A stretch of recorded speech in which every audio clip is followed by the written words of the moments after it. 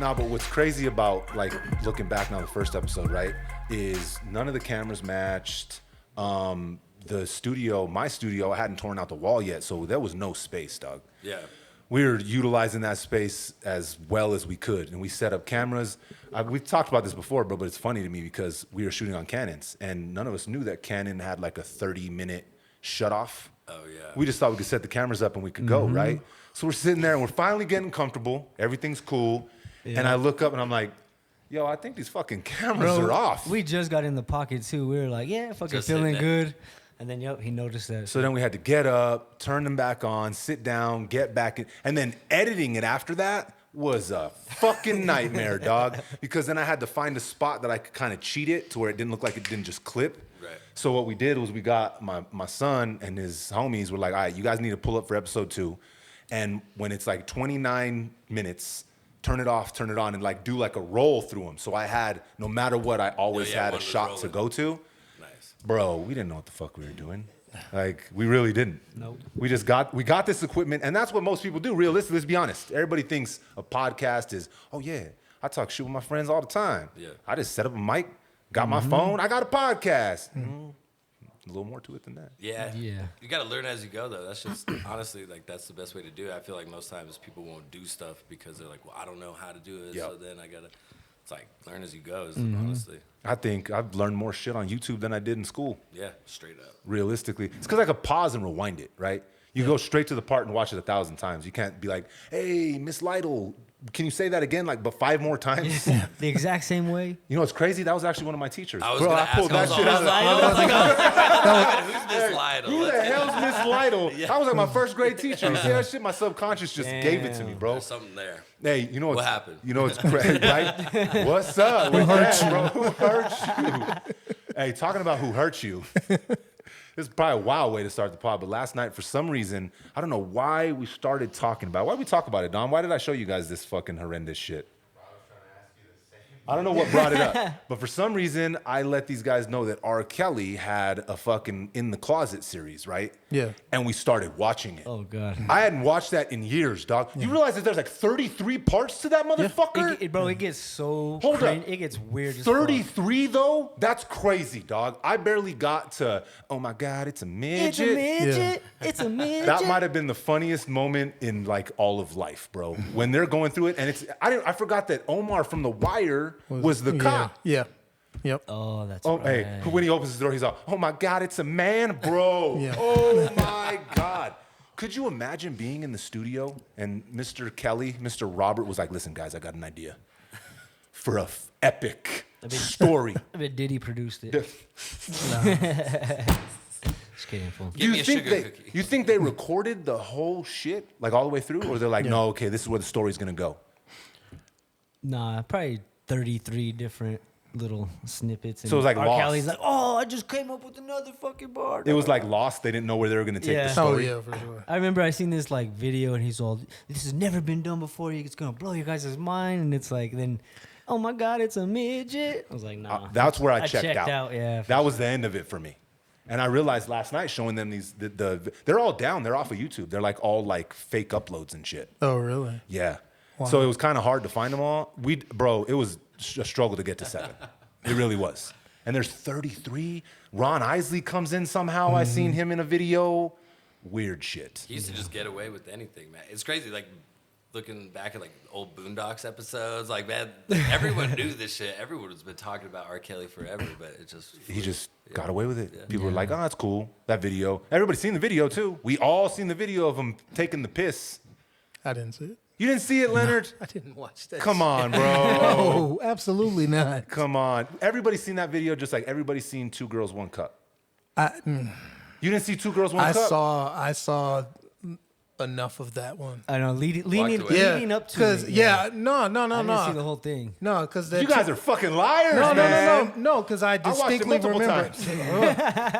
You had to show other people. Pull it up real quick. Brother, he has a quick save. You had to show other people, dog. No. You couldn't keep that to yourself. This shit is so disgusting. That Watch shit was this. gross. Exactly. Maybe I'm just that friend. You just kept watching. You like show it. You didn't have to like look away. You're just like, yes. He would do it to watch other people's reactions. I would. would. Yeah. I would. It's in your favorites album. It really is.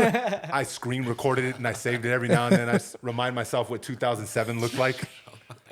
That was terrifying. Yeah. I don't think that was awful. That's internet 1.0, right? Yup. That's like still like, it was still on that shit, like E-Bombs World and like that whole era. And shit. that was peak. I don't know if we'll ever go Yikes. back to that area, hope not. which is fine, right? I'm totally good with it. See, bro, we start the pod, we go, we were talking about Robert, Mr. Yeah. Kelly, and two girls. That's all you, man. You took it there. You started this conversation. No, I'm sitting there watching this with these guys, right? I'm thinking to myself, how the fuck did this happen, right? Bro, this dude was wilding out for years, dog. The evidence was right there in front of us, and he's just like, we're like, oh, well, I guess it's regular activity. Platinum records. Step, side to side. That's why.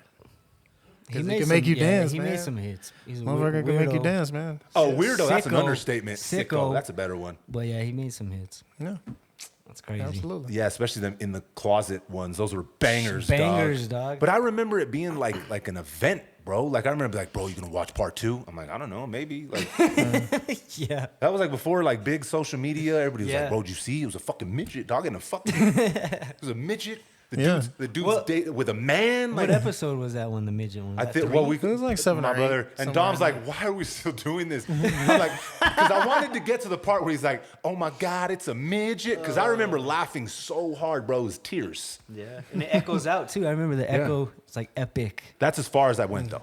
So last night realizing, I'm like, is there really 33? How the fuck did someone produce 33 of those? And how do we let them get away with it? He had time. Yeah. He had time today. Yeah, I was like, it's the next one. Because I thought it was. Because I thought it was, They're all bro. watching them just so you can watch that part. Yeah. Yeah. hilarious. So you didn't find it like weirdly nostalgic watching like that shit? Because that was probably before you were even. No, he was born, but he couldn't realize. Yeah, it was like he happening. wasn't watching that shit like, yeah. I could see that in it, but I was just more so blown at the fact I'm like, he was like dead ass. Like I kept asking him like, this is not a joke. Yeah. See. Yeah, he thought it was like satire. What was the real track that he did with the Isley Brothers? Remember the first one? And then in the video, they beat him up. And Oh yeah, I can't remember. what the fuck was the name of that one? Which one? The Kelly Price joint or the one? No, the one he did with the Isley Brothers, like the original one back in like '92 or some shit. And then like in the music video, they like beat him up and. I leave him in. remember it, but I don't remember the song. I remember the video, but I don't remember it. So do you think he's like the he's making enough people money, right? To where they're like, yeah, he's a fucking weirdo. We're gonna let him get away with it as long as we could keep him like in these rails and control it until he's not benefiting us anymore. Then we're gonna let you guys know exactly what this dude been doing. I think that's everybody now. Yeah, Is that that's his lo- Hollywood. Yeah, Yeah, like, that's- it seems like Hollywood's a weird place, man. There's some weird stuff going on. You know, I mean, Really we're seeing seems like it. in real time. You know, it's coming out. You look back that we talked about the Nickelodeon documentary. I'm like, bro, some of these kids, some of our like happy memories as kids laughing was some of these kids' worst fucking nightmares, bro. But that's what it seems like you said. Like, how did he get away with it for so long, right? Because we all knew. I mean, if you just go look at the Aaliyah cover. He's just standing there in the back like a creep, all Funny, out of that's- focus Yeah, that's for no reason. Like, what are you doing on the cover, bro? What happened here? Who let this happen, like, bro? wasn't Do you think if Aaliyah was around, she would be like the Beyonce, what Beyonce is, and because she was like, I think she'd be. She even might have been bigger. She'd have been a People put it- category yeah. above it. I was Yeah. gonna. That's what I was gonna say because she was big when she was Oh, yeah. when she passed away. She was like on how old was she? Like 21 or some shit. She was super young like that. Yeah. Yeah. She was young. Very young. Damn. That was a weird place to start the pod, but here we are, dog. we So are, let's dog. go ahead and intro this motherfucker, right? We're getting demonetized out the fucking gate. Let's go, YouTube. You are now tuned in to Respect the Connect. I'm your host, Johnny James, and I'm here with a few of my nearest and dearest. Jay, old man Travis is in the building. Yup. What's poppin', old man Travis? My motherfucking Hips? arthritis Your joints, arthritis dog. cracking? Nah, They have medicine for that, dog. Do they? Yeah. I'm not old enough to take it yet, but you know what I'm saying? You're younger but older. You know what I'm saying? You're an old soul. I'm an old You're an soul, old dog. soul. Old, that's what it's gonna be. It's gonna be old soul Travis. I just changed the Damn. intro. I'm about to change Len my Words. Indeed. What's up? What's up, my dog? Ooh, you didn't even set him up. I didn't. No, You I didn't set wanted him to up. switch it up, bro. Len Words needed. He confused me. I needed to throw him like something quick and different, and he looked up. You can't do that to Len Words, bro. Bro, he's a fucking writer, man. If there's anybody that I could do it to, it's the man with the words. He could wing it. Wing it, Len Words. He just looked up. I'm gonna leave it at that. Hi, Johnny. As you can see, we got a special guest in the building. My dog, Evan WRONZ, is here for episode 66. Make some motherfucking noise. We're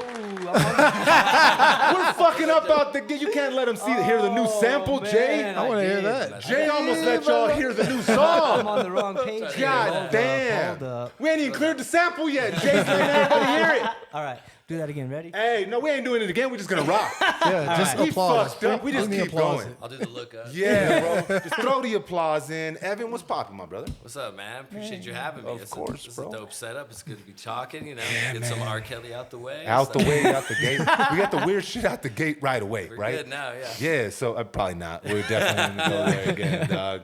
So, Evan, bro, we've been talking about having you on the pod for a minute. my Yeah, dog. man. Man, you've been out here, bro. You've been doing, you dabble in a lot of different stuff, my brother. Dabbling, yeah, here at the dab bar, man. Yeah, dabbling, you know what I'm saying?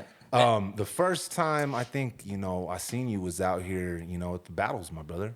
So Yeah. you're in music, marketing, comedy, dog. Give us a little breakdown, my brother. Yeah, man. I think also one of the first times, even before, I remember seeing, I think we were on a show at Leo's one time. I think that was the first Yes, time. bro. We did a Leo's. show at Leo's, bro. Remember that? Those were some Yeah, that was interesting some times. those some crazy times. But yeah, man, the music. I mean, now it's really it's turned into, because of the battles, because of doing these things. That's how I got into marketing. Honestly, that's when I realized I could do something creative and also make money. Like Where it's like I'm just creating and no money's coming in. yeah, don't want to be we don't need another starving artist. Like, people can make it, and I've learned that you just keep going after it, and you can make something happen. But yeah, it was started at the rap battles is UBR, man. That's where it really all started out here. It was crazy when that first happened. Like, I remember going to the first event. Shout out Avenue, man, who started the whole thing. I remember being like, oh, I could do this. This is crazy. And I went and did the first one. Just fucking bombs. Oh, Dude. Just oh, shit. But kept going back and started working. We started traveling and doing them. And that's when I started getting into throwing the events and helping out. And then I was like, oh, I could do some graphic design. And then I bought a camera. And that's when I was like, oh, okay. Do marketing. You gotta do all of it. Yeah, exactly. Yeah. If you want to make money as a creative artist, just let's say artist, right? Yeah. Well, you better be doing 150 different things. Honestly, man. Got to. And that's how you start to learn how everything works together. You know Yeah. what I mean? And just that grind. And then you start to find new skills or new ideas, and just meeting new people. You know what I mean? By doing certain crafts, then you run into the one who's really the real videographer who's like, oh, this is the one I gotta work. sure. It connects you by putting yourself out there, and you gain respect with people, with your peers, because they're like, oh, he's actually going for it.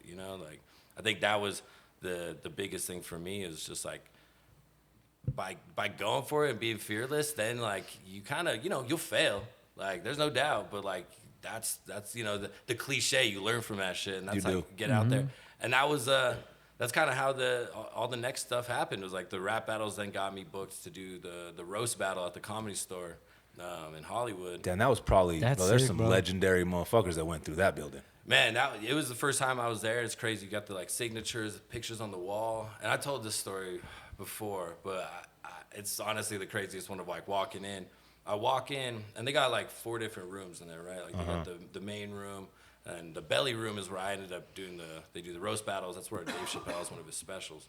And walk in, and you go in the hallway, and there's this huge uproar in the audience, right? Just cheering. I'm like, oh shit, I'm about to go around the corner to look in the room. Right before I do, this dude walks right out of the room.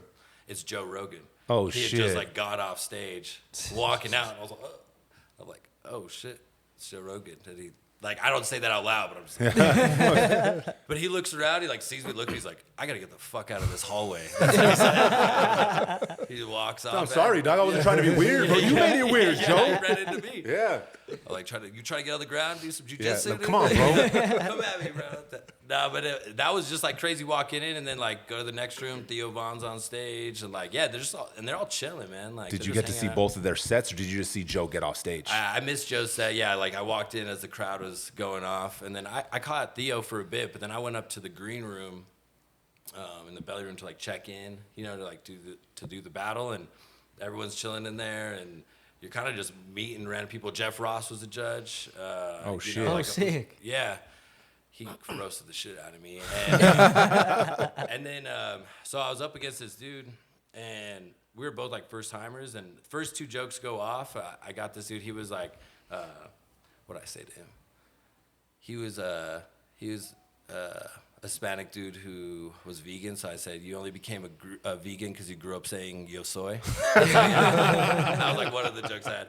But the 2 first go off, and then Tony Hinchcliffe ends up coming up at the end of the battle. It sits down, and then I try to wing this joke, like improv. Just bomb, dude. Just absolutely bomb this last one. But the other dude had nothing the whole time. So they end up giving me the battle. But Tony Hinchcliffe goes on, he's just like, that was the worst thing I've ever seen. So that was like how I remember that experience. It was amazing, but honestly, I was just like happy that they were talking about me. Yeah, I think you see that in a lot in I can't believe I'm forgetting homie's name. He does that. He came out and killed everybody. The Tom Brady roast. That was Tony Hinchcliffe. What's the name of his? Kill Tony. Kill Tony. Oh right? man, yeah. You see it in Kill Tony, right? Yeah. When they roast the shit out of everybody, Yeah. a lot of people are just like, they're smiling the whole time because they're on it, right? Yeah. But man, sometimes they go. I've watched them go in on people, my bro. God, man. To where it's like, man, I'm worried about this dude when he gets off stage. Dude, it's bad. Have you seen the ones with Dr. Phil? Where this dude, Adam Ray, he dressed up as Dr. Phil. And like he goes on there and he just like, he commits to the character, he's talking shit. Where he's like, you know, just saying wild shit. And then he's like, we'll be right back. And he like does that the whole time. And he's on there sitting at this table there, you know, because it's like brand new. What they do is like bring on like amateur comics. They get to do a minute and then they'll interview him afterwards, right? And this dude's up there. It's fucked up. We already talked about R. Kelly though, so whatever. Hey, we're there, dog. This dude's like tatted up, like been through some shit, and he's like tells a story. He's like, yeah, like as a kid, he's like, I was molested by 5 different people. And then Tony's like, Dr. Phil, you want to take that over? You want to talk about that? Then he's like, yeah, sure. He's like, so which one was your favorite? Oh,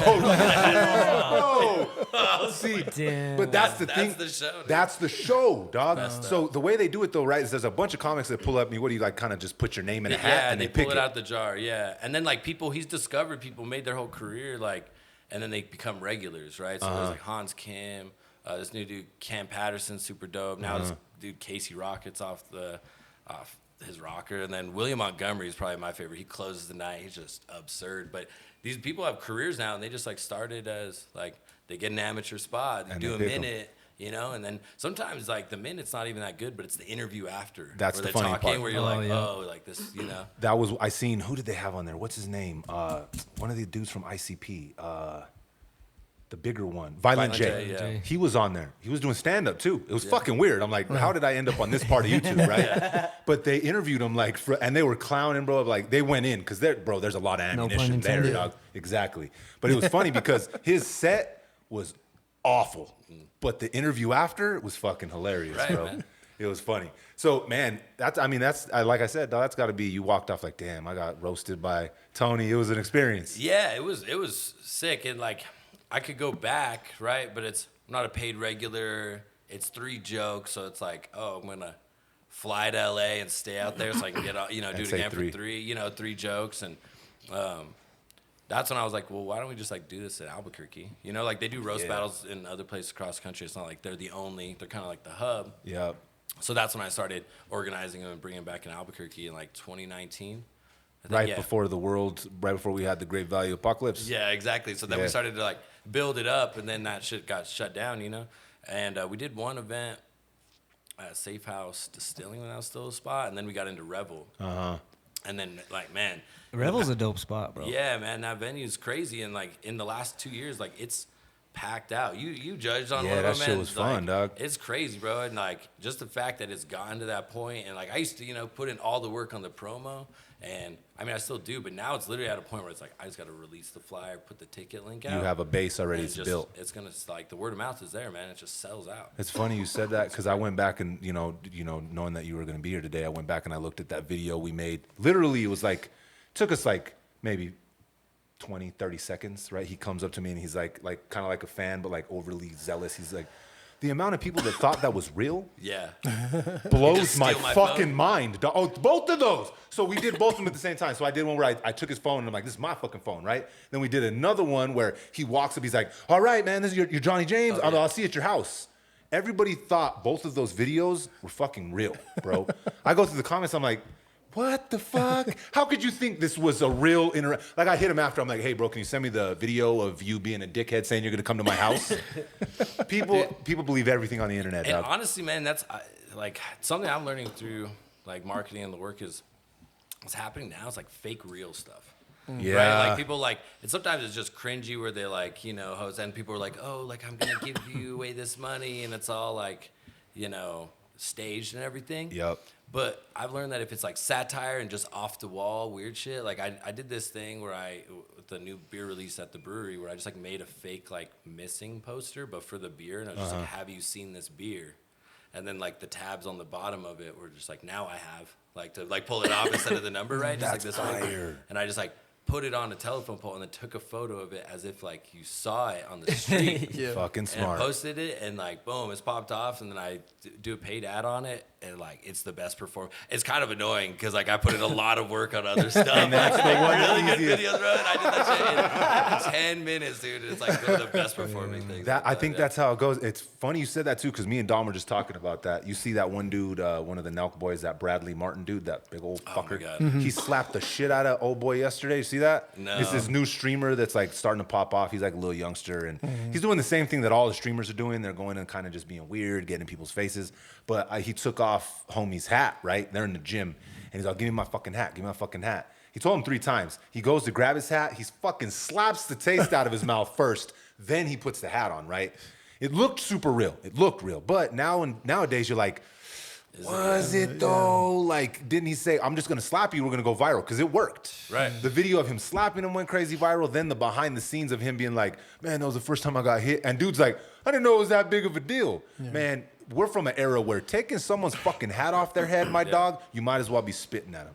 We're going to throw, dog. We're going to throw down, bro. That's just how it goes, bro. That's disrespectful. Is that one guy that goes around to the gyms and he's just like he's like a No, that's scrawny another dude. That's another dude. And Nah, he does the same type of shit, bro. And everybody in the gym is like fucking pissed at this dude. But bro. what's real and what's not, right? Right. That's the thing now. You can't really decipher it. And I mean, what's working is that type of shit. Yeah, exactly. That's like the weird, it's kind of like, I don't know if I like it, but I understand it. That's the thing about it too, is like, honestly, like being able to market or like make content out there and like make a wave, like you got to just be aware of the environment and then be like, well, how can I add an extra layer To that. to this to like know what's working out there, right? Yeah. Like, I'll just give away an idea that I'm about to do, but I was seeing like those videos of, have you seen those ones where it's like trying to eat at the same pace as my wife? Oh, yeah. Or like her trying to eat at the same pace as my husband or whatever, and they're like slow or super fast. And I was like, I think I'm gonna do one for the brewers, like trying to drink at the same pace as my husband, and then I'll just take an NMX and just like just never stop the whole thing. You know what I mean? Just like it's staged, you know what I mean? But then just like play off the thing, Off like, the thing that's how already can I, like, popular. be meta, yeah. You just like take things that work and then you just add an extra layer to it. I like the one that you did when you're like, I'm grown up now. This is how I'm drinking. You take down your Bud Light flyer Kind of like or a your Lamborghini banner. poster too. Yeah. Like, yeah, I'm just grown like those- up now. I'm paying. That one was funny as hell, bro. I like that one too. It's crazy. We were just talking about this exact thing yesterday. Me and Dom were not arguing, but talking like we usually do. And he's like, bro, you should have used the Trump footage that you had from your vlog different. He's like, you should have named it When I Met Trump, right? And put it out there. And I could have done that. And it might have popped off a little more, but it might not have because they throttle that dude, right? Either they're going to pump his videos out there or they're like, yeah, ain't nobody seeing this motherfucker. But in my mind, I'm like, I want to be as authentic as I can and like not be the clickbait stuff. But Dom's like, well, but you could do it in a way that's not like clickbait. And I guess I should listen to this fucker because he's the one that told me to get on TikTok in the first place. So he might know what he's talking about, right? If I'd have listened to him a year before when TikTok was just popping, I'd be at 1 million followers already because that's when they were just, you get a follower, you get a follower, right? You could get followers, like there was just raining followers. So, but it's kind of finding a way, especially for me, because I don't want to be that like, oh, we know what this is, he's clickbaiting it. I don't. Right.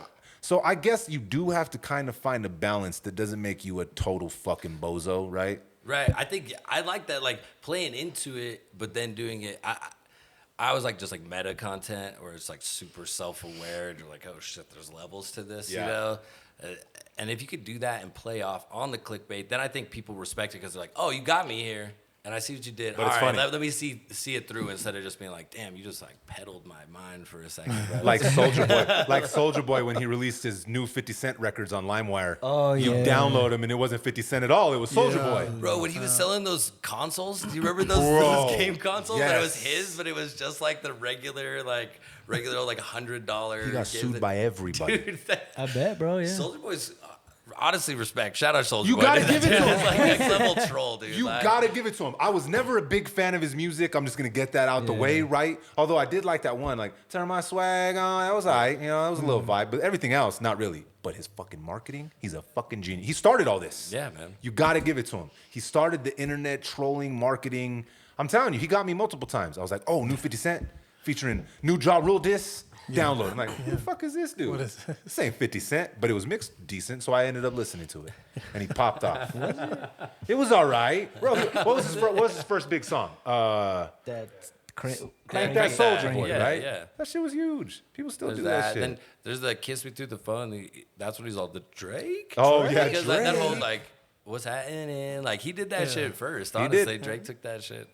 Man, it's funny. When he first came out, I never thought that I would put as much respect on his name that I end up doing sometimes when he comes up in conversations. Honestly, just the troll factor. You know what I mean? Like that's what I respect. It's just ridiculous, but It I can't worked. imagine dealing with him in real life. So. No. You probably don't being know. a business partner with that fool. Nah. Well, when I was editing last week's pod, I went back and Leonard, you brought up a good idea that I didn't really, not idea, but I guess a theory that I didn't think about. M kind of did start this whole I was fucking gonna troll say that, movement, dog. bro. I was gonna say that. Eminem really was the first one that was like, all right, look, I'm gonna fucking talk shit about all these Everybody. motherfucking True. famous people. I'm gonna go in on them. No one was doing it before then, and now fucking everybody does it. He literally was like the father of the troll movement. Yeah, I feel like looking at that, I call it like controlled chaos because it's like when you're so, I guess, divisive or you create, like either you're going to be on this side or that side or people are going to complain and then you have people standing. It's like same shit with Trump, same shit with, like Kanye, same shit with even like you could say this whole thing for the beef is for Kendrick to drop an album because it's like you get that controlled chaos. Everyone's talking about it. Everyone's talking about you, whether you like it or not. You know what I mean? And that's like, and like that's that controlled chaos. You create this just crazy conversation between people, just like you were saying for another post. Like, it's a good post when you got people just arguing with each other for no reason in the comments section. Like, You just got to get comfortable. Yeah. And I say this, it's especially because y'all know I'll get youngsters that'll ask me, they're like, well, how do you deal with this like hatred that's on the internet, right? I tell them first and foremost, I tell them, listen, if you want to be an influencer, my dude, you better get comfortable with people on the internet not liking you. yeah. Just get comfortable with it. There doesn't matter what you do, bro. You could be brother, you could be Jesus Christ walking on water. There's gonna be someone in the comments saying you only walking on water because you can't swim, right? No matter what, they're gonna find a reason. So if you want to actually step into this realm, right, you just gotta get comfortable with it, dog. You just gotta ignore it. And if there's an argument in the comments, even if you started, even if it's about you, like, damn, homie's fucking head's huge, or look at this fucking dude's eyeballs, or you got a fucked up nose. Let it go, dog. As much as you can. Sometimes it's like, fuck this dude. And bro, I'm gonna look up this dude's address. I'm on my way, dog. But if it's Yeah. arguments and it's starting that stuff, all it's doing is benefiting the algorithm pointing your direction. And you're never gonna meet these people in real life, for the most part. You know what I'm saying? Except Like, for all down here in Albuquerque, maybe, you just might, my dog. Maybe, but you know what I'm saying? Like, don't pay attention to like people you don't even fucking know Yeah, But you that could run- aren't even making moves. Right. You know what I'm saying? So And if you do run into them, they'd be like, "What's up, man? Yeah. How's it going?" Yeah, that's how it goes usually. They'll be like, damn, Honestly. Yeah. your head's not as big in real life. This is crazy. he's the best dude. I met him. He's I so met him. great. Great cool. guy. Yeah. You see, and it's funny, I don't know, maybe it's just because of like my background, it's hard for me to do, but you see Gary Vee, he's always like, lead with love, like going to the comments, be like, oh, hey man, you having a bad day? I'm sorry, dog. Maybe I'm not that good of a person. I can't spend my time going to these fucking negative motherfuckers, be like, oh man, was your childhood, like, what happened to you, man? Like, I can't, I'm sorry. Maybe it would work. Maybe I'm just not as good as person as Gary Vee, bro, but. I mean, if we all listen to Gary Vee, we'd be like buying stuff on Facebook Marketplace That's and true. reselling it for double the price to That's start true. our business. Like he has ridiculous. Like, he's like, this is all I gotta do. I'm like, And for a couple you of do times, I'd like watch it, like, maybe that could actually, I don't know. I'm pretty sure you got your dad's wine business. That's what did it Yeah. first. You weren't. All I did was get a nice, $1 million loan from my parents. Then I started buying shit. Because he has people going to like yard sales and going to Savers and trying to like resell stuff on eBay. Yeah. Brother, there's so many hidden costs that exist in Yeah. that type of like existence. It's like hitting the lottery. It's the same people that go and they buy the storage units that like they like foreclose on. Yeah. You're probably just gonna buy a bunch of shit, bro. Yeah, I mean, and you could, come up on some stuff, but I would say like if you're gonna spend your time on something like, and yeah, you gotta make some money, but like, man, if you're willing to hustle, like hustle on something you care about. Honestly, like I would say like even if it takes a while, like put that effort into something you want to build. For sure. Because honestly, like it doesn't always have to be like the fame or this exact way, but like you keep putting in work, you keep investing in yourself, it will pay off. That's like what things I always try to tell people, like whatever it is, and especially if you give a fuck about it, you'll actually want to do it and keep going through with it. And you just got to deal with rejection and failure, and like you just keep pushing through. That's gonna be anything in life. And honestly, like cliche, you learn from this shit, but it is like that's what. So when I see that, I'm like, yeah, I get it. Like you could hustle and make some money, but like you could just spend that effort on doing something you actually want to do. Yes. And it will come back. Like that's what I think. And then at the end of the day, at least you're doing something that you actually want to do. Yeah, man. Right? Like, yeah. Like you're like, yeah, every weekend I go to all these yard sales. I was Like, about I to mean, say, like, yeah. be a professional yard seller. There's people that So do I'm that about to say, shit. some people love Yeah. that shit. Yeah, true. Yeah, And- that's and your if shit. some Then. people- They love it, then run it. Yeah. But man, I couldn't. No way. That's too much. That's too much work, dog. There's so much behind the scenes in trying to turn a profit doing that type of shit. No, sorry. I want to hustle something that I actually like enjoy doing. Yeah, exactly. Because then you put that extra effort into it. And again, if at the end of the day you don't find a way to monetize it, at least you spent time doing something that you actually give a fuck about. Honestly, man, that's what I think about with music, writing songs, or like even just coming like sometimes I get like dry spells of like working on stuff, or even for like making videos, and that's what I realized going into it is when I have expectation of something. If I'm already expecting something to be something before I go into it, I'm already fucked. If you go in on like, the sense of like innocence, or like just like this is like play, like I'm just gonna like I have no expectation, I'm gonna go into this and see what happens. Yeah, that's when you make the good stuff. And then you did, like you said, like at least you did something you cared about. Like you can always be proud of that. Do that shit for you. Yeah. And when you do that with no expectation, that's when I've written my best songs. That's when I made my best videos. That's when I've had my best ideas, because I'm just like, well, why not? Like, be curious. What could this be? That's when it's fun. Yeah, exactly. And, when you're having fun, you're doing your best. Like, and I'm sure, being both of us being artists, when I first started, like it was just so fresh and so new and fun, dog. It was the discovery of like, how should my voice sound? What word can I put here that works with this word down here? And how does it make this whole picture a painting? Yeah. Right? And that shit was fun. And again, once you start, getting your reps in, and then you start building some sort of a base, then that's when the expectations come in. Right. And maybe they're not even expectations from the fans. They're expectations from you. Right. You're constantly like, and when you go in that, bro, that creates the block, I think. It really does. Because Yeah. you're in the studio and it's like, fuck, okay, well, it has to be this. And it's like, nah, it doesn't have to be anything, dog. And sometimes when you're in the studio, you gotta get the shit out first, right?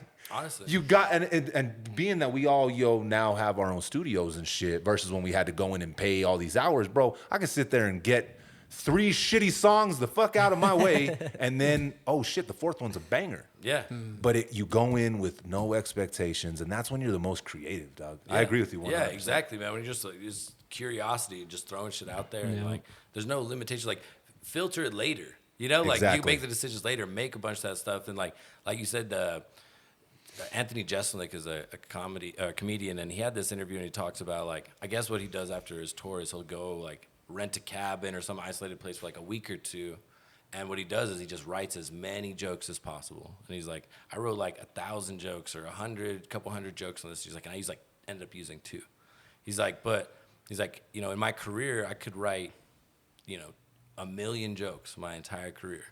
And 50 or 100 of them will actually be good and make it. He's like, but I had to write those million jokes to get those. You know, you're not going to just be, you know, like you can't just like be like, I'm going to write the 100 good ones now. Yeah. For sure. That's not how it works. Yeah. You got to put in that work, and you, like you said, you just got to get it out. Like get out of your system. You learn from it. You're like, all right, that didn't work, but like. Well, and there's been times, I'm sure, even being like a comedian doing that. There's been times when like I had like a song, I was like, damn, this verse is dope. Hook's fucking trash. Beats, but this verse. And then it's like, maybe not even the whole verse. These 4 bars, and I'm like, I really like those. And like maybe 3-4 months will pass by, and I'm working on another record, and I'm down to like my last 4 bars of the last verse. I'm like, those bars, those are the ones. That's perfect. And you put it in that song, it's like click. It works perfectly. Yeah. You got pieces to the puzzle, and I'm assuming it probably works the same way as a comedian, right? When you're writing all these jokes, like, yeah, this might not fully hit, but damn, you know, maybe like 6 months later, this part of the joke works in this part of the new joke that I was fucking working on. Yeah, and like I mean, you especially see with a lot of stand-up comics. Like I don't really do stand-up like that. I did a bit, but the way that they can just repurpose and you just keep trying it out, and like that's what they say. Like comedians will be like, okay, you work on this set, then you do the small clubs, and you work it through. Then you start doing these like, you know, college tours or these like midi, and then you really refine your set, and then you go and do your stadium tour, and then you film the special like towards the end because you just like refined, fixed it, taken this joke, switched it into something new, connected it, and so then by that end of that set, it's so clean, so perfect. You film your special, and then boom, you know, then you move on. And that's way like you said, when you just like tried to like freestyle a joke and it was just off the top of your head, you didn't have them reps in, so it was harder to like jump into them waters. But if you got all them reps in and you've been telling them jokes, you can leave your regular programming for something that wasn't planned and then come straight back into the reps that you've been working on for that entire year. Yeah, and sometimes it will work off the top, but like you said, like by being prepped and having that stuff, then it allows you to actually be in the space, not being like, I need to think of something really good right now. You're kind of like, oh, you see the opportunity and you're like, oh, I'm gonna jump on it. You know, like that's definitely, I've learned that about myself. I'm actually way better at roasting when I just do it in the moment, but I got to be in that same like, I'm like, hopefully this is gonna be good. Like you're just like, oh, this is like, I'm just talking like I'm talking to the homie. I'm roasting my best friend or something. That's when it's like really good, you know?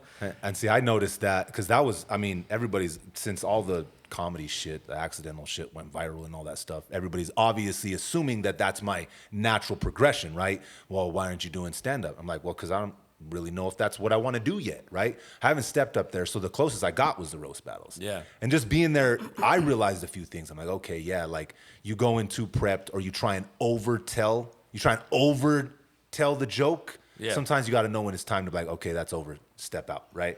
Or I got him, let's keep it right there. Like that's what I noticed. Just that one time that I didn't host, but I judged some of the roast battles. Yeah. When I felt like when I was doing my best was when I wasn't trying to overtell the roast to who was up there. Yeah, you like that's what I've learned over time. Instead of like me trying to be like, all right, here's the joke, and I say it, I like started off like how I talk about, man, what the fuck? You know, or like just how I would talk, like be in my cadence, be myself, and then tell the thing naturally, you know? And that's the best I've gotten at just judging out the top rather than being like, you look like this because of that. Then I just, you know, and you just gotta sit there. It's like, no, like how do you know, sit there, look at him for a while. Yeah. Like, bro. And then the crowd's all like, what's gonna happen? You know, like by being yourself and doing your thing, like naturally, that's the best way because people can see right through, man. Like I'll say like that, like people know when you're being yourself and when they're not. Even if they don't know you, you can just see it on someone. I think that's what makes stand-up comedy so fucking different. And again, not that I'm like scared to step into the arena. I just want to step in when I'm completely right because I'm used to music, right? No matter what, even if the crowd ain't feeling me, the music's loud as fuck. I can zone out. Yeah. I got the music behind me. I'm vibing. Even if there's nobody in the fucking crowd, it's a practice night. When you're a stand-up comedian, you got the mic, your words, and the crowd. Yeah.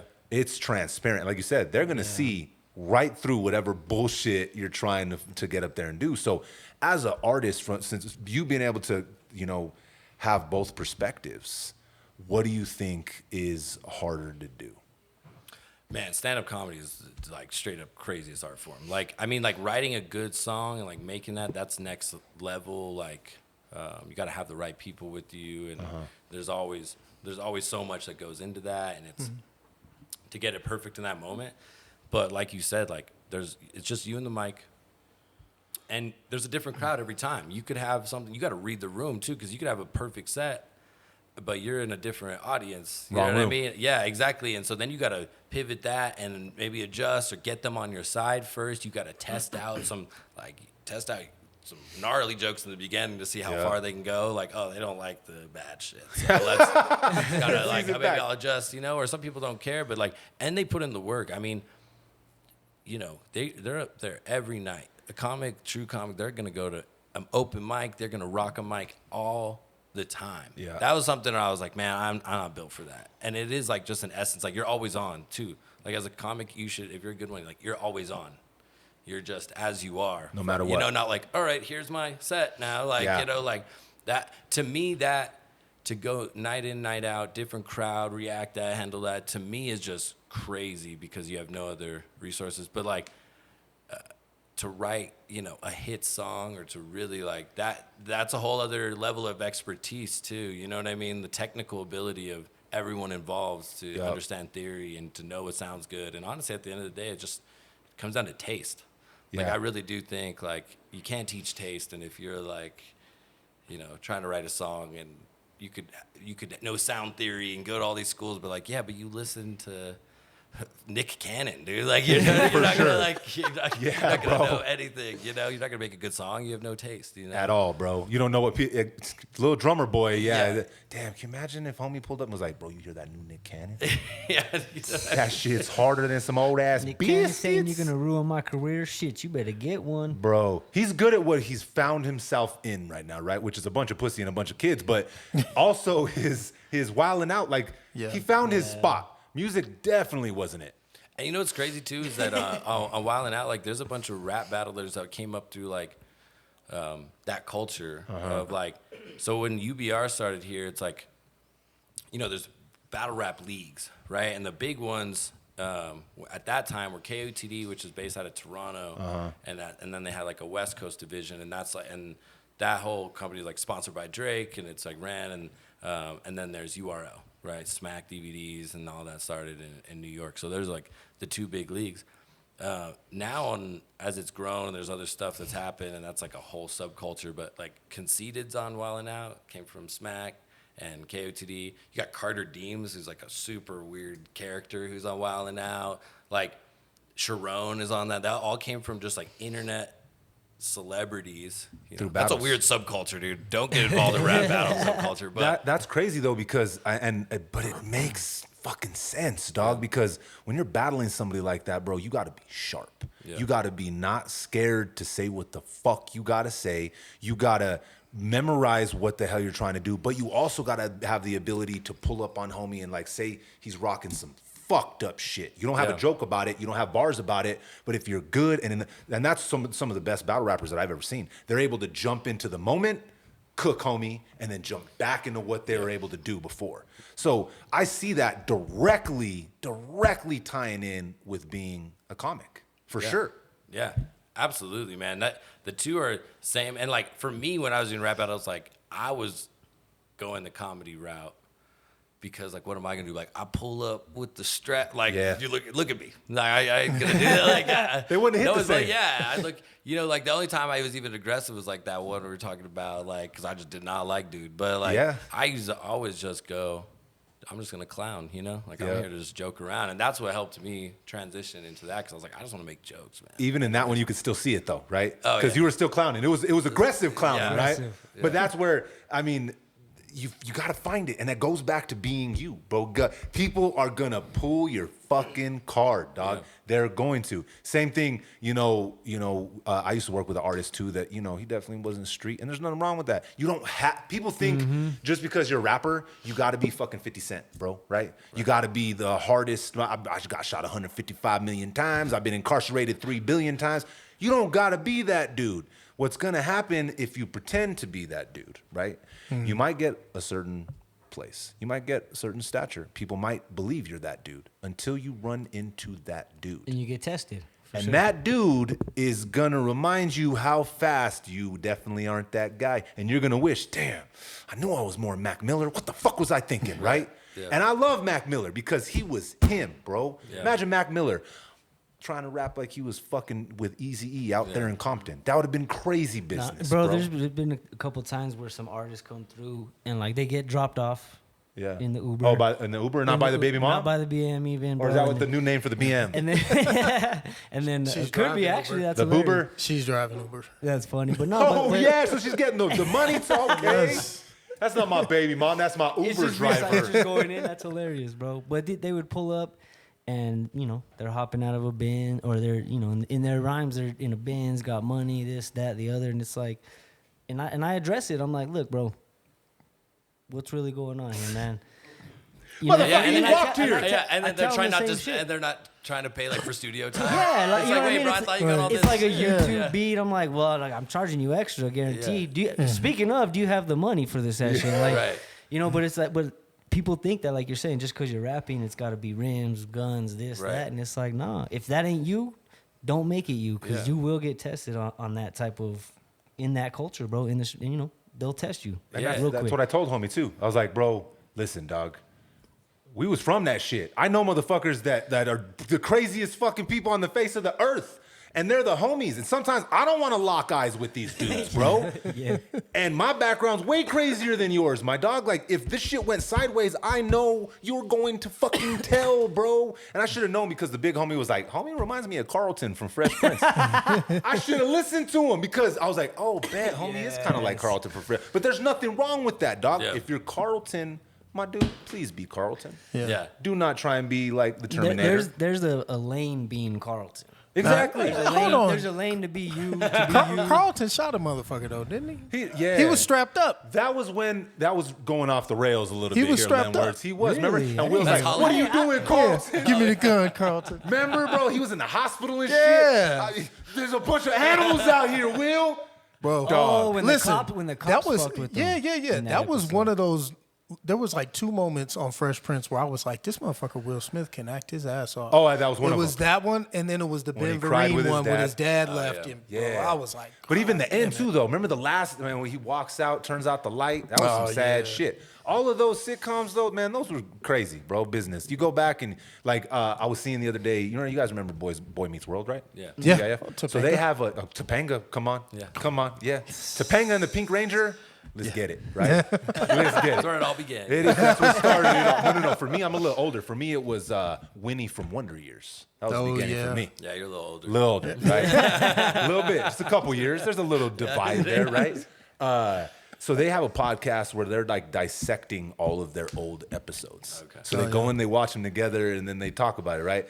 And I'm like thinking, damn, those were some crazy, bro. Remember the one Saved by the Bell when she was strung out on caffeine pills? Oh yeah. And they thought it was like the most serious shit, Yeah. bro. As a kid, like, I have heroin addicts overdosing in my living room, and I'm watching this fucking bitch on TV. I'm addicted to caffeine. I'm like, what the fuck is this shit? That's white person problem. That's first world problems. Was it? But all of those shows had moments like that. Don't you Yeah. remember? Oh yeah, a very special episode. Where the violins Bro, would come in. in high school, bro, we had like 5 people die. Like people were dying left and right, dog. Like every year in high school, nobody was getting strung out on caffeine pills. Oh, dog. you I'll didn't tell you didn't that start much. popping caffeine pills, Jay? No. I can't take this, Mom. Chad's like, Jay, stop with the caffeine pills. You're gonna ruin your life. Jay's That's like, but I have hilarious. dance practice and violin practice and Do we have shows like that anymore? Like, does that type of show exist now? nah, bro. Really? My kids watch TV all the time. And nothing like that's on. None of that is happening. Yeah. Yeah, I feel like the sitcoms basically. I mean, network television is dead. I think Dead. Like, people they're still making stuff, but that shit is. No one watches that awful. shit. Yeah. No one watches that shit. And let's be real though, the shit that we watched was pretty awful too, bro. Oh, but it it was was just all all we bad. had, right? Yeah, exactly. It was just all we had. Like, man, I you know what I realized the other day? I didn't watch the end of Family Matters. Oh, I never yeah. got to the end of that series. Me neither. And I was watching like the last episode. It like popped up in the reels. Yeah. They changed like 5 characters in that motherfucker. I didn't they recognize started nobody on that show. Adding extra kids and Yeah. grandkids and neighbors and Like, shit. who the Just fuck like, is this mom? I didn't see this bitch. Well, This what isn't my Family That's Matters. what they did in Fresh Prince as well, bro. Yeah, but Started that was adding, early. yeah, baby Yeah. Nikki. Yeah, That they was always do early that, though. They yeah. switched the mom early in Fresh Oh Prince. yeah, they switched her. They got her black ass out quick, man. They was like, "You a little too strong, sister. You gotta You gotta get out of here. Oh, you see, they said, What about they that? said it was Will. What about the verse? Oh yeah, they said that they were. that Will they were. got rid of her. really." They had this whole moment in the Yeah. Fresh Prince reunion, right, where they brought her in, and Will's like, "I was just a dumb kid," and she's like, "You fucked up my whole career." Yeah. Because you got me kicked off this show. Everybody thought I was just this mad black woman. Exactly. Nobody That's what I'm wanted to saying. hire me, right? That was the perception. That was the yeah. perception. And he's like, "I apologize. You know, I was. I'm sorry. I'm sorry. That's on me. Ah, fuck. I'll give you back these next 30 years." Right. Did he at least give her a part? Did he give her a part in the new? Fuck no. Maybe she's in should've Bad been, Boys yeah. 4, bro. Maybe she Yeah, pops right, up. yeah. I don't We'll know. see. What do you guys think of that? I haven't seen the third one, so I cannot judge the fourth one because I got to see the third one first, right? And I'm not sure if I'm going to, but Ken said the fourth one was all right. The third remember one the was. third It came Was out it during, like in Cuba or something? Was it? probably. It's like a few years ago, right? Yeah, it came out during Which one was the Brovid. one where he's We all- can't put the code because he's we all trying not to tripping? get demonetized. We're probably gonna get demonetized with the R. Kelly conversation in the beginning, Right off bro. the jump, yeah. But if you say, you know, the Rona, it's over. They'll put a ticker on the bottom, right? Oh, they'll for put context. Yeah, they'll put misinformation, right? Or participating in these activities may cause self-harm or some shit. But Ken said that 4 was all right. Yeah, I heard it's pretty dope. They did a bunch of innovative stuff and like they brought back like characters like from the first movie and stuff. It went full circle. So I didn't realize that old boy from La Bamba was still alive from Sopranos. You know, La Bamba, the manager. You know, Ralphie in The Sopranos that has the whip. Ralph, yeah. Bro, he's still out here. I forgot he was in Bad Boys until I seen him on the preview for this one. I was like, oh shit. Oh, Richie's yeah, manager yeah. was their fucking boss. He was. Oh, bro, yeah, he was okay. savage in fucking Sopranos. Oh, dog. yeah. Oh, bro, come on. He was typecast fucking as- yeah. ruthless, dog. bro. When he took old girl Old out girl? in the back, and then Tony fucking pieced him up, bro. Nah, the best part though for like whenever Christopher's in there chopping him up, right, and he's got his head. And the toupee comes off and his head drops. To this day, bro, that shit makes me laugh, dog. And Tony's like, bro, you're so fucking high, you couldn't tell if he had your mom's pussy on his head. Man, Sopranos, man, that was the head of the game, man. Oh, it was. How'd you feel about the ending? I was about to Evan? say- I was about What'd to you think ask. about the ending, my brother? I feel like honestly, to me, like keeping it open to interpretation, like that's almost the best way. Like he died, like he got shot up. You know what I mean? 100%. Like, but I think just to and talk about trolling earlier, like they straight Yes. up trolled The everyone. whole Like, wait, fan what? base. Like the Everybody's TV just broke. like, yeah. I was one of the idiots calling DirecTV. Yeah, dude, like My cable's out. I think. You got satellite. Why you calling us, bitch? I mean, it makes sense. It's like what, like like happy ending, you know? Like you can't, like, No. and so I think, I'm one of those people that likes that type of shit though, like where it's like, nah, like it couldn't just go the right way. Like let's be real, you know what I mean? Yeah. So I think, I mean, in the moment I was like, What the fuck? yeah, but that shit, it makes sense, man. Like. Me too. It, now. it was a dope ending. Like that whole thing that like, you know, it just got off the rails those last seasons when he was just losing his mind and then Yeah. So it couldn't just, you know, it wasn't all rainbows. But that shit, I mean, just the fact is like Italian mobster going to his therapist for depression. Like just there. Like that's You're like, I like- already Yeah. sold. Like Imagine David Chase pitching that to some of the people. Like they're like, "What? Like we've seen Analyze this already." No, this isn't Analyze because they came. It's weird that they came out like at the same time. yeah. So that concept was like, I was wonder out if there in someone, the ether, I wonder if man. someone heard David talking about it. They're like, "Oh, bro, we got to do a comedy with Robert De Niro." Yeah, fuck yeah, let's do it. The first one was good. Analyze this. The second one, you know, same thing with like Meet the Fockers. Yeah. When Robert De Niro had a titty, I was like, "Whoa." Wait, no, I haven't seen that. You ain't seen the one where he's feeding his little grandson with the little fake titty? The look on your face, bro. He's like, hey, I'm seen glad I that. missed that motherfucker. But it kind of went off the rails. With Sopranos, though, it's funny because I reacted the same way. Like when it ended, I was like, what the fuck? But then my crazy, like I started like breaking it down, and then you look at the camera, the POV, right? You look at like it started, like we're seeing the whole show through Tony's perspective, right? So of course when he gets popped, the perspective goes away, right? Right, So when you exactly. break it down like that, and David Chase has pretty much already admitted it. Like he said, yeah, he's gone. But he said his problem was and why he stepped away for a while. He's like, I was shocked at how many people wanted to see his brains splattered on the wall, Right. and his family covered in his blood to the end of the show. Okay, so what they could have easily done is just have the sound effect. As soon as it goes black, you hear the gunshot, and then Yeah, but see, long pause. 3 episodes before it, right? Before his brother-in-law Bobby gets smoked, Yeah. they're on the boat and they're talking. He's like, man, you probably don't even realize that it happens. You probably don't hear it.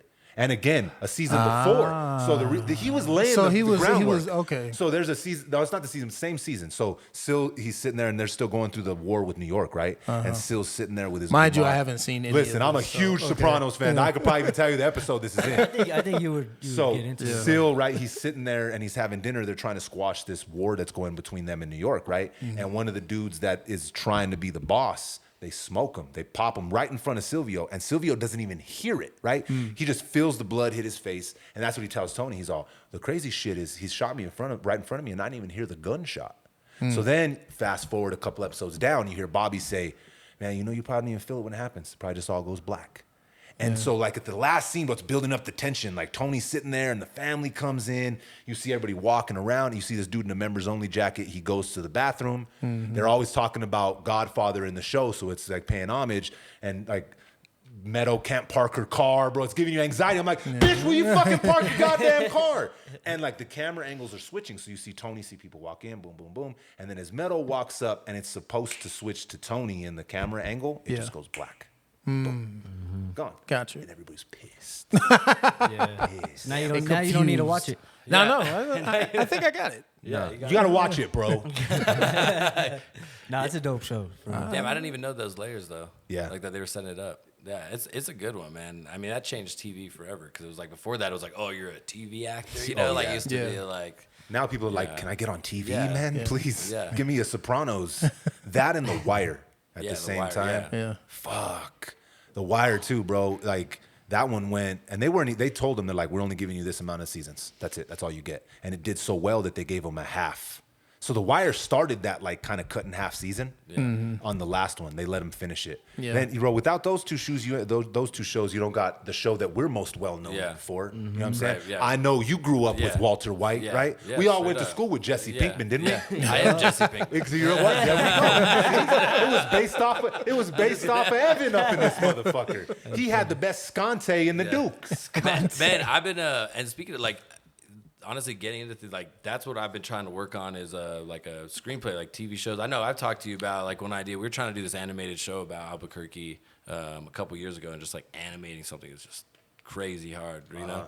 And so we've kind of shifted a couple different ideas, and shit, I probably won't share this idea just because I'm like, Yeah, this you don't looks want too good. it's Yeah, someone's honestly, gonna, yeah. It's gonna end up with analyze Honestly, this. Yeah. But man, like honestly, that's like the craziest thing I've been like just learning about like writing a show or like a movie. It's like you got to like develop the characters, you know, like even like you can write out sequences and ideas and how this story goes, but like before you even get into the script, it's like, okay, well, who is this character? How would they react to things? What are their little ticks? Like, what do they get pissed off at? Are they the type of joke, like, do they joke this way? Because then the dialogue when you're writing it can get way better because you understand, oh, they would react to this situation this way or this kind of comment because of their personality. And that's like the biggest thing I've learned is like you develop the characters and little things. And especially this one like we're working on right now is like it's kind of based off of our own lives. So then it's easier because you just exaggerate. Like my homie that's in the part of the show is like his whole thing is like he always gets like a new hobby. Like like right now he's doing these like streaming of revealing like basketball cards or like any like sort of cards and like selling them and he's like all into it. And then it'll be shoes. Like it's been shoes for a while. And then it's gonna be like NFTs. And like he just like finds his thing that he does for 3 or 4 months. And then He goes, yeah, exactly. So like I'm like, oh, that's like part of the character in there is that you're always having this hobby and you're always trying to get our other friend into it because he has a gambling problem. So then he's like, and you know what I mean? You start to like find out these levels and then it's like allowed us to when we're writing, we're like, oh, you would react to this. And then like I just have so much respect for like people who write movies or screenplays and it's like really well, like especially like, you know, someone like Tarantino who's always made it like dialogue heavy, You know, like That's hard to do. yeah, like the Royale with cheese. Like they just shot someone. There's a dead body in the car, and they're like talking about like what a Big Mac is called in For sure. Paris. Like, and they're like For arguing real, about it's it. It's crazy. like, you know, like those kind of things are just nuts. And like the levels of the fact that he was layering for The Sopranos, like, oh yeah, you don't even hear it. You know, like the set of mind to be like, oh, I'm gonna set this ending up, and I'm gonna post all these little things there, so it all makes sense. When And you you look can back. see shows that don't do that shit. That's why I said Lost, right? And that's full circle back to Robert's sicko ass, right? There was no direction here. He just started off, fuck it, let's just throw shit at the wall. And that's how I felt about Lost. Bro, they started time traveling and shit. You know that wasn't in the original script. Yeah. They didn't pitch that. Bunch of time traveling islanders. No, bro. I like when there's substance and depth to it. Yeah. I was telling Lenwards the other day, like when you like read a book, like for example, it's Harry Potter, right? Holy fuck. The world that she built in her imagination and all the different characters that are attached to this character and that character, that's a little psychotic, bro. That's crazy business to build something that vast with that many characters and that many backstories. That's got to be an endeavor, Doug. Must have had like a lot of trauma she's trying to like avoid. You know what I mean? Seriously. She's like, I I'm gotta build this shutting whole all other this world. off. I'm gonna go build a whole other world because I like. Because it's so attached. Every character has a backstory to this, and this story ties into that. Like, So shit, man. Lenward actually writes, bro. So like, what is your process when you're like starting something like that? It's all of the above, really. It just kind of depends on the work that we're doing. Most of the time, though, if you have a concept or an idea or whatever, your main character is going to embody whatever the story or the show is about. So like a Tony Soprano or whatever, it's like whatever he's going through, that's what everyone else is going through in their own way. So you start with that as kind of like a jumping off point. So you have a linchpin that you use to relate everyone else to. And then, I mean, as long as you have empathy for like real people and you can imagine your characters as real people, it's kind of easy to play make-believe is really what it is. And you have to capture your thoughts. As far as a process, I mean, I get into like Enneagrams and like all sorts of like psychological profiles. And you take the time to do that a few times with your main characters and your other ones and everyone else who's like filling in the gaps. It's almost like your mind is already on that level. So it's easier. So you don't necessarily have to like go through and do a fucking dossier on every single character. Yeah. But you do it with the main character and like, you know, the main, like the secondary characters, and, you know, you structure it out and then you write a fucking horrible script and then you destroy it. You take it apart. Yeah, you take it apart and you get people to read it and tell you where you fucked up and where they got confused, and you just rewrite. And yeah, eventually it comes through. But yeah, it's is work. it easier to take from That's though, dope. like Evan was saying? Is it easier to take from your real life experiences? Does that For make sure. the process easier? I think that makes the process easier when you're telling stories that are like based in this reality. When you're telling sci-fi or something else like that, you're usually You mean you've never fucked a Klingon? No, Come on, Leonard. not yet. Shit, bro. I'm working on a All machine. right, I got all something right. in my garage. I'm building. All We'll see. No, it's like usually when you're doing like sci-fi and stuff like that, like the best sci-fi is usually using broader themes, talking about like humanity and where we're going, Right, and like stuff like that. like Star Wars, the Empire, Yeah. like all this stuff. Like that's all just the world, right? Like Right, colonialization. right. you know Yeah. what I mean? So you're still taking like real people and real circumstances.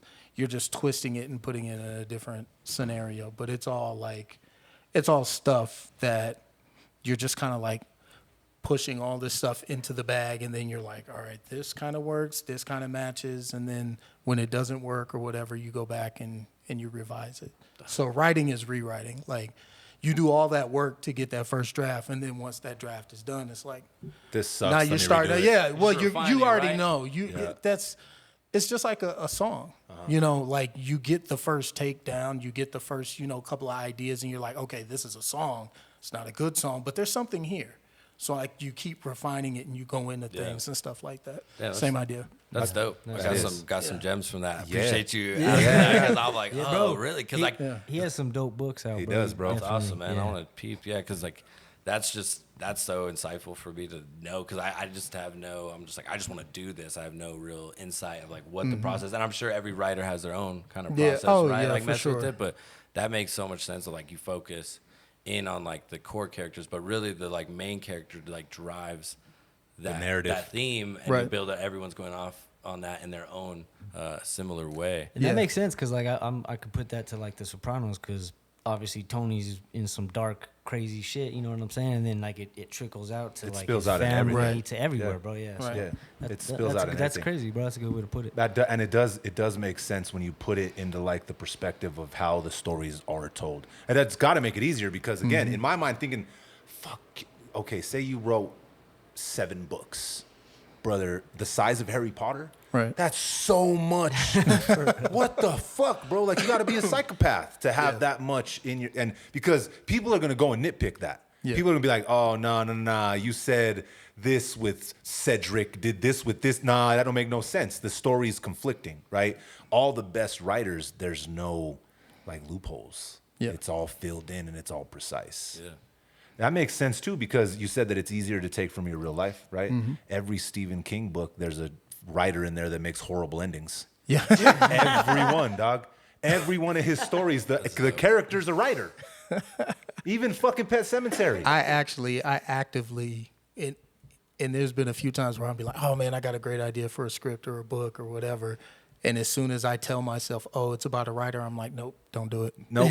Don't do it. It worked for Stephen King. It worked for my words. It works, but it's like, there's something about me where it's just like, it's not so much as suppressing my ego, but it's like you almost got to write yourself out of it.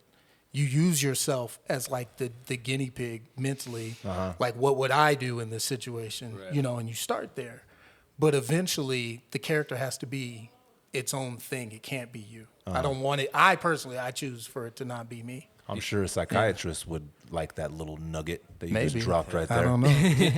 You ever seen like Always Sunny? Always Sunny. Oh yeah. Oh yeah. So like that whole pilot and the way they started it was that they're all like aspiring actors who just who were just awful people, you know? That were like doing this stuff, and then when they pitched it, like the studio was like, nah, like you guys can't be actors in this. You're like, we don't want to do another thing about actors. So they're like, well, what kind of job would allow you guys to have all this time on your hands to do all this horrible shit? And it was like, oh, you own a bar. Perfect. So you can just hang out at a And there's bar no all reason the why time. you own it. Yeah, You're not exactly. business people, Yeah, but exactly. you just They like own it. It Yeah, allows you it's guys your to just bar. be around and do the same thing, but you're not playing off like being aspiring actors. That's So smart. it's like they pulled it out of Yeah. it, but they could still do the themes, they could Yeah. still have the ideas, but they weren't like married to that piece. Oh, and that was like some of the best stuff on that show. It was like when Dee would try to get acting jobs and they would ruin it, or Yeah. when they were doing like the Lethal Weapon 5 and shit like that. Yeah. Like that shit was great. So funny. That show's gold, man. The writing, fucking the writing, bro. Same thing with The Office. The Office, the writing. It's the writing, bro. Like, obviously, you got to have the actors too that deliver it. But if you got like great writing behind you, And a lot of that's improv, or like for me, like Curb Your Enthusiasm. Oh, Like, yeah. because like Larry David, what he does is like he literally just writes out the scene or the whole episode. Like there's no script. Like they just write out the entire episode, and then you pick the actors, and you're just like, all right, this scene, this is what's happening. This is our conversation, and then they just improv the whole thing. And that's why they say, because like Larry David can't keep a straight face, like the other actor, like he's not really the best actor, you know. Yeah. And like if you know the show, like he's like known like he's just an asshole where he has, For sure. like, you know. Yeah. And so what the actors say is that like a lot of times he's smiling because he can't keep it together, but for his character it seems like he's just laughing at something terrible. So it makes his so, character but like better. he just exactly, but it's just because he constantly. can't, because he's like laughing at the improv of what the other person's doing. you know what's funny about that show? How many times it ended and came back. Like HBO's like, all right, last season. Curb. Yeah. Yeah. Last season. Yeah. I think now we're finally officially on the last season. At the right? end of it. Yeah, I mean, Yeah. like Richard Lewis died, fucking Bob Epstein died. Like, I mean, Larry David's like 80 years old. They're like, He we is. should probably end this. It's probably time to go because they've done it. They had a bunch of season finales on that fucking show, Yeah. and it's always come back. It was funny. I don't know what season it was, but he like kind of had a soft Seinfeld reunion. Oh yeah. Oh, I was just yeah, I thinking seen about that that. one. That one was pretty fucking funny Yeah. too, bro. Yeah. But I like again, that one. it starts with you gotta have good actors, then you gotta have a good premise. But that's kind of what made Seinfeld work too, bro. It felt you can see when you pay attention to the two shows, you're like, okay, yeah, this is the dude that made Seinfeld. Yeah, yeah, exactly. Did Show you about see? nothing. Did you see how they did that Seinfeld reunion one? it was dope. They were at the table like talking about the Seinfeld episode, so they had all those cameras, and then they had like a whole other set filming them for the for the Curb Your Enthusiasm. Oh, It was fucking okay. crazy, dog. So but- they actually did a Seinfeld yeah, reunion? yeah, they How the actually fuck I missed that? Well, It just never aired. Yeah, it it was was like for for the the Larry show, David show. yeah. Oh, It was for okay. Curb Your Super Enthusiasm. meta, That's yeah. Okay. it. So they did. So was it like a part? Like, okay, I get it. I see what It you're was saying. only in Curb Your Which Enthusiasm. is Larry David all the way. Yeah. That makes. They were talking about a it's on reunion, brand. but then homie fucking dropped the N-word. That was about it. That was Kramer kind of Kramer took that off the yeah. rails a little bit. He took that card off of the Monopoly board, bro. Yeah, dude. Damn, that's already been a minute. Yeah, it's been a while. That was like the beginning of people starting to turn a light at comics and be like, what the fuck we letting you guys get away up in this motherfucker? And in me, personal opinion, bro, nothing should be off the table. Yeah. I mean, he probably shouldn't be dropping the N-word, that's for sure. But, I mean, Nah, okay. he was well within his rights. Yeah. Fuck that. Fuck that. The way I look at it is comedy, bro, and you said it yourself. You got to judge the room, right? Yeah. Yeah. Not all comedy is for everybody. Yeah. You got people that love Sinbad, right? That probably hate. See, there's Lenwords love Sinbad. That probably Big hate. fan. Big fan. They probably cannot even stand Dave Chappelle, and vice versa. I like them both. Right? But there's probably people that are on both sides of the fence, right? Yeah. Because Sinbad was pretty G, right? PG. He never Yeah, cussed, he did never really cussed, right? He was still funny though. Yeah. Yeah. He wasn't my favorite comedian because I'm Eddie Murphy, Richard Pryor. I like the raunchiest. Like, say the craziest shit you could say because I know it's going to be funny. But not all rooms are going to enjoy that. Yeah. Yeah. And you straight get up. those corporate gigs, man, you got to clean it up. Yes. You gotta shift. Talking about shifting, let's talk about the fucking Santa Fe event before the fuck we get too Yeah. stoned and talk about R. Yeah. Kelly again up in this motherfucker. Yeah. So you guys are doing an event for local artists, kind of, right? Yeah, so kind of where it comes from, like a bunch of different places, but where the idea came to light. But really, like this brand for NMX, like I feel like the logo, like people just in general, the beer has grown. It's like it's a easy drinking beer, and really the way we branded it was like for everyone. Like you don't gotta hold a Bud Light or a Coors Light. Like you could hold something from your home state and still. It's fucking way better anyways, Yeah. audience. I know Yeah. you guys have seen me drink it, and it's not just because Evan's here. Y'all motherfuckers see me drink it. It's easy to drink. So they nailed the marketing on it. Yeah, Branding. and so like having that beer, and then kind of like doing something to like actually what's going to represent New Mexico, and I want to do this in different ways too. Of like what other things can we highlight? But it's like we're a creative community, right? Like it's artistic nature of New Mexico, and so I was like, well, how could we bring people together and like showcase the art? So like also people do fundraiser arts, and then they just ask the artists to donate. So my big thing was like I always pay artists or anyone I work with creative. Like you deserve to get paid for your craft. Like I hate that. Like I'll get some exposure. Like no, we Yeah, for sure. paid all these artists. We got over 20 New Mexican artists to commission a piece inspired by the NMX art. Like we got people. Someone did like a comic book strip. This lady did like a body mold and then painted shit. a body mold. We got paintings. Supposed to have some like pottery. There's like just a bunch of different mediums of art, right? All inspired by the NMX logo. And then what we're gonna do is we're auctioning it off June 15th at Canvas. So this upcoming Saturday. I will be there, Let's go. fuckers. And all that money, they're coming now. Yeah. And so all the money from the auction is going to be donated to 3 local nonprofits. Fire. So like I'm trying to raise $10,000 that day for sure. And then Canvas, man, shout out Jesus over at Canvas. So he's letting us host the event over there. We're going to do $5 Santa Fe beers, and then $2 from every beer is going towards the nonprofits as well. Dope. We got Mateo from Warzone Mateo from Wolf's Head Tattoo. That's my boy. Bet. He's doing flash tattoos at the event. Good dude too. Yeah, great dude, man. That's the homie. And he's going to donate $40 flash tattoos. He's going to donate $20 from each tattoo to the nonprofits. We got Warehouse 505 screen printing shirts, and they're one of the beneficiaries. They provide, creative outlet for kids to, all the workshops over there. Shout out Terry. I'm all shouting out everyone. Dom And then, remembers. yeah. Dom's still in some of Yeah. their ads, bro. Dom Yeah. went to where he learned how to screen print Yeah, over there. Hell yeah! So that's the program that we're gonna be supporting through this, and then Speed One's gonna be DJing. We got some food over there. Like I'm just trying to make it a party, not like some like stuffy ass like art event. show, But yeah, yeah. like the whole thing is bring people together, support the artists, then we support nonprofits, and then for us as a business, like we're out there in the community. We're getting to like, have a party with people and support. Like that's my thing. It's like, it's not really, there's not a money maker. It's more of like, this is the brand that we want people to know. This is what we stand for. We authentically stand with New Mexico. Like we're going to support artists. We're going to support nonprofits. We're going to make an impact, For sure. And so to me, that's why I love, it's a great company, man. Santa Fe Brewing is the shit. And I agree. Takes care of its people.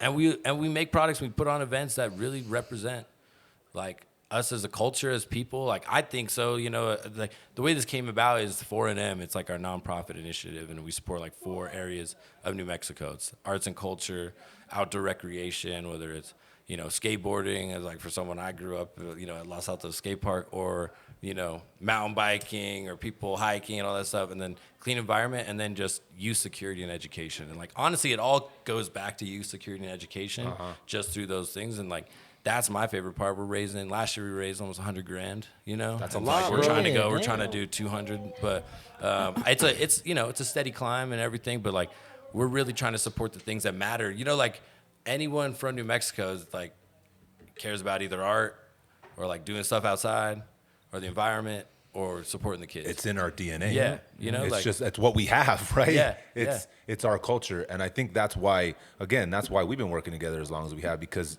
it's transparent. You can see that, right? Yeah. A lot of people say that type of shit, but then when it's time to put your fucking money where your mouth is, it's like, oh well, I could only support so far. Right. Doing that type of shit, there's not a lot of people that are out there trying to do that, and we need it, bro. Yeah. Because if we are a community and we're put together and we're all creatives, right? Then we need to give these other generations an actual shot. Because you said it yourself. Come on, man, do it for exposure. Get the fuck out of here, bro. Let me feed my son off this exposure, right? Right. Yeah, man. And that's like a huge thing that I want to show with the event is like having like you involved, Zach Abate is involved, and then having all these artists that like providing a highlight to younger people and anyone, just be like, look, like you can make a living off of art with any venue. Everyone who's involved in this scene is like making money off this, creating a lifestyle, and you gotta work towards it. You gotta make those sacrifices, but also just like we said before, like do what you love. Yep. You won't regret that shit. And I think like I'm born and raised here, grew up, like a lot of people I know like left, like, and that's a problem. That is the biggest issue, honestly, is we don't get a lot of more like companies coming here because there's not the workforce, because all young people leave the state because they think there won't be opportunities. So it's like this thing that feeds each other. So like my whole thing has always been like, I'm staying here and I'm going to try to provide as many opportunities. I want dope things to be here. I want to bring the roast battles. I want to provide opportunity to people to show that this is a dope place so it can continue to grow and more opportunities come about, And so I think that's not only the ethos of that event, but just like my day-to-day life. Like I love this city. I love this state, honestly. And, I've seen some crazy shit too. Like I've lost people, and like I think that's anyone can relate who's from here. But for sure. But the only way to make that better is to invest in this place. And it's a like I think it's also dope. It's like out of the echo chamber of big cities. Like, yeah, they're fun, but man, like everyone's just like rat race, like where did you go to school? It's too much. What do you drive? Who do you work for? Like out here, it's like, are you cool? Yeah. Like, are you cool, man? Like you a good 100%, person, bro? Like, cause I'll see right through that shit. I think like people out here too is like they're like cactus, like they're like tough on the outside, but we're all. Hell yeah. We're just like soft, easy, good. Like that's why we all support each other when we find out one of us is doing something, right? And I know people want to say it is like, crabs in a barrel. And to a certain extent, it can be that way. But we're just going to talk about it, or we're going to fucking change it. Yeah, exactly. We're just going to sit here and be like, oh, yeah, no, everybody pulls each other down. Fuck that. Yeah. You got, and again, might sound cliche, you got to be the change, dog. Yeah. You can't just talk about it and be that same dude. Yeah. You see someone that's doing good, instead of like, and I say it all the time, it doesn't diminish from what the fuck you're doing, bro. Right. Even if they're doing the same thing, right? Kobe and Jordan existed at the same time, dog. Even if they do it better than you. Who cares? You It know doesn't what I'm take away- saying? Yeah. Yeah. What they eat don't make you shit, right? Exactly. yeah, man, abundance, man. Like everyone can eat, man. Like there's enough to go around. That whole like thing where like, that's like my whole method in life. It's not fear, man. It's like there's plenty to go around. Everyone can set it up, And I think people always think like, oh, I gotta be the one, and that's what holds a lot of people back. You create your own limits when you're cutting yourself off from opportunity. For sure. Like embrace, And I think that's what I'm stoked about too with this show is like, I mean, I could be wrong, but the fact that I got all these artists on one show, I'm showing it to some artists looking like, damn, like you got all these people on one show. He tripped out. And like, just the fact that like, and I've learned that from throwing the roast battles and throwing other events is like, like people are clicked up, but like you get them together, you can create a scene. You know what I mean? And so that's how the only way to fucking build it, right? Yeah, exactly, man. And so like, I'm stoked. I'm gonna plug it again. January. It's going down June 15th at Canvas this Saturday. 12 to 5, right? 12 to 5 during the day, man. Like, and honestly, there's like, as you show up and you even get a beer, you're supporting a nonprofit. Yeah, like, even if you don't buy any art, you can get a raffle ticket, maybe win some art. You can get a $40 tattoo that's all flash by Warzone Mateo, that's New Mexico focused. You could buy a T-shirt that's supporting kids. For sure. And the screen printing program that your son did. You know what I mean? Like, my brother Evan just said you could get a $40 tattoo, get buzzed for cheap, and help the kids. Why the fuck ain't you gonna pull up? That's the real question. When I see you in the streets, I'm be like, where the fuck weren't you there, my dude? Cheap beer, help the kids, tattoos. Come on, that sounds like a fucking great New Mexico afternoon, let me tell you. Yeah, man, I'm stoked. So like, and I'm hoping to do more like grassroots, like guerrilla stuff like this, especially like you see now with social media, like, and this way like algorithms change and it's like harder and harder to like make an impact online. Like the best way to do it is with other people, spread the word, and then do it authentically, that you give them a platform as well as you work together, And so like, I'm hoping to do this in ways of, whether it's like at the skate park, we do some crazy thing, or like, I don't know what else could come out of this. I like that. Like just different NMX events or different brewery events that are grassroots, built on the things that matter to us here, right? So that's stuff that's gonna make the impact. Like that's the stuff that's important, realistically. Because if not, then where's it actually going? How's it affecting people? That's why like I pay attention to things that people want me involved in, because I don't want to stamp my name on something and like where's the money going? Who is this benefiting? Like you see people throwing all these events all the time, and it's like, okay, but what's this raffle actually for? Right. It's like people that throw up like GoFundMe accounts are like, I'm not gonna tell you what's going on, but pray for me and throw some money in my account. Which there's nothing wrong with that, but for me, I'm like, why? Like I want to know where the effect is going. All right, you just teed me up. So for this one, man, like this one, so Warehouse 505, the money raised for them is going to go towards their screen printing program, which is social enterprise and helping kids learn, like you could create a craft out of this. This is how you can gain financial literacy through, hustling, honestly. Yeah. And then we got Off-Center Community Arts Project, and the money for this event will be going towards how they provide free art supplies to the community. So they create accessibility for people to, have a creative lifestyle. Perfect. And then the other organization is Power Endorphin Company. So this one's a little off with art, but it's the homies put me on to this dude Jeff, and it's a center in the war zone for people to get clean off substances before they want to like get into rehab. You got to get a basis. They provide a community and a place to live, and then they've launched an art therapy program. And so this is like this event, the money that will be going towards them is going to be funding their art therapy program. Brother, that's dope. Because like to get, like you need to have a creative expression. Everyone deserves to express themselves, and if that's a way that you can channel that into getting clean, and especially in our city, like man, people are struggling. You know what I mean? Crazy. Like I've seen it. I lost homies from that. So like the fact that this money can go towards that, that's what means so much to me. Like this whole all levels, it's helping kids, it's helping people have accessibility, and it's helping people improve their lives. And that's that to me is the most important part, because again, people will throw events and where's it really going? The fact that you guys have these different places in our community and different like organizations that are attached to it, and the way it's going to help, that's fucking dope. And that's something that I'm completely adamant about, because again, what are we going to do? We just going to bitch about it, or are we going to actually try and make a difference? Especially with having a platform, having a voice, right? If you're not using it, then what the fuck is the point, dog? Like, you're just gonna be some fucking 55-year-old influencer still fishing for likes, and you've done nothing? Like, that's crazy business. Please, God, bro, y'all take me the fuck out if that happens, dog. If you've got a voice, bro, and you actually give a fuck about where you're from, because again, you said it perfect, bro. We're more like, damn, dog, like, you cool? I don't give a fuck where you're from or where you live or what you drive, but like, man, you a good person? Because that's all that really matters, you know? And then after that, it's a little different, but once you establish that basis. Ran out of space on this bitch, dog. That's crazy. Oh, we ran out of space on the Just card? right there, yeah. Watch, let me erase this ball. Like, realistically, bro, at that point, once you find out that the person is a good person, then you guys can go further. But we care about that first. I think, again, it's because we are a smaller community. I've said this a bunch of times. I've been all over the United States, and shit's fucked up all over the place. Yeah. I mean, Landward's from Detroit. Hey, Detroit came back.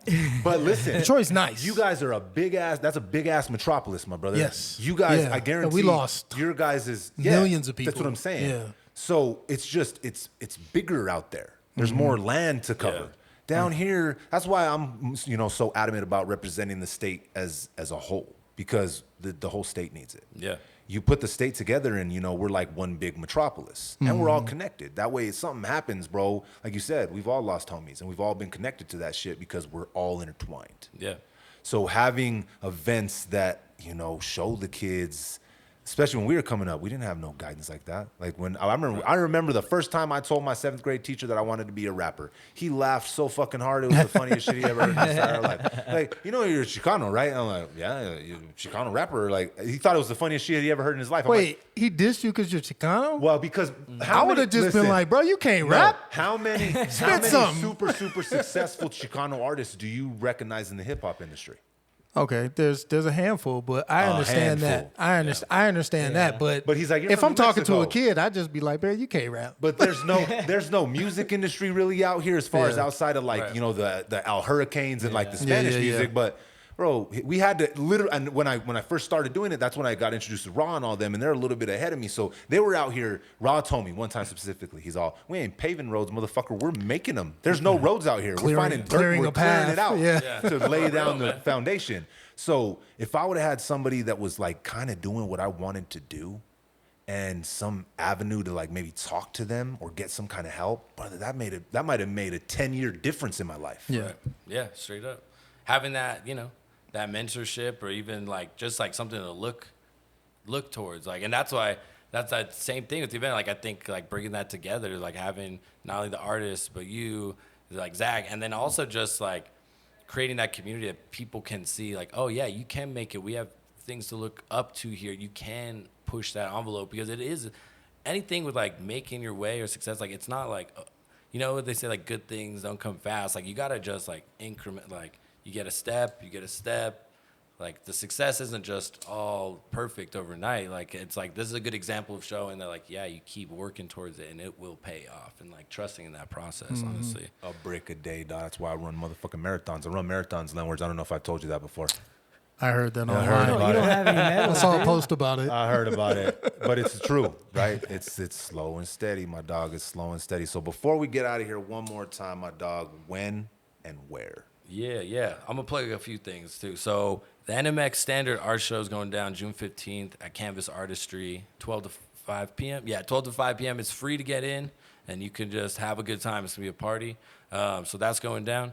And then to speak to what Landwards was talking about, we got the comedy roast battles on June 21st at Let's Rebel. go. So the week right after. And you asking me earlier, so those happen like every 2 or 3 months. I got August 30th booked. Mm-hmm. I used to do them almost like every month, but it was like, I kind of have to just space it out for like the comedians to recover from the last one. It's like sometimes they lose and they're like, I don't want to do that ever again. So I space them out. So I do them like, every 2 or 3 months over at Revel. Okay. And then after that, I'm just going to plug in my band. I've kind of switched in style. So my band, Rip Williams, are going to be dropping a project early, like July. It's like alternative indie music. I've leaned into this new style that, I'm stoked on it. It's super dope. Man. I've heard some of your guys' stuff too. That shit's dope as fuck too, bro. I listen to everything, my brother. Yeah. Right? So If it's good, it's good, right? point blank period, right? I mean, I might not have heard too much like of that throat music shit where they're like singing from their throat from like the mountains and shit. Yeah. Mongolian. Oh, yeah. I might not know much about the Mongolian throat music, bro, but I mean, if it's a banger, right? Right. It's a banger. Bro, actually, I found a sick one actually one time that I was jamming. I'm not going to lie. See what I'm saying? I was like, damn, this guy's getting it. Like a part of me wants to attempt to like let the audience know what that sounds like, but there's no way we're ending the episode like that. do that. dog. Don't do that. Hey, y'all heard the man. Pull up, pay attention to the music, help your fucking community. Go to a roast battle, pull up, man. You know what I'm saying? Get the fuck up off your ass. Let's fucking be the difference, right? Shit. Stop fucking complaining about it and fucking do something. Straight You know what I'm up. saying? Fuckers. I'm gonna end it with the fuckers right there. We out of here, fellas. Let's do Yeah, it, man. bro. Appreciate you having me on. Of- Appreciate hey, you no, I guys. appreciate you Great pulling through, discussion. bro. It's been a minute. it's You know what I'm been saying? great, We had to make sure that we got to the right point. Like I said, when we started doing this shit, it would have been a wild ass episode, bro. We would have definitely been drinking. And we would have talked about some crazier shit, my dude. This was the adult version. This is the one that you guys need, We right? got like more. We started with R. Kelly, and then we started talking about like impacting the community. Come on, dog. Listen, audience, don't pigeonhole yourself. You can do it too. Until next time, respect, connect. Peace. It's picker than Nick.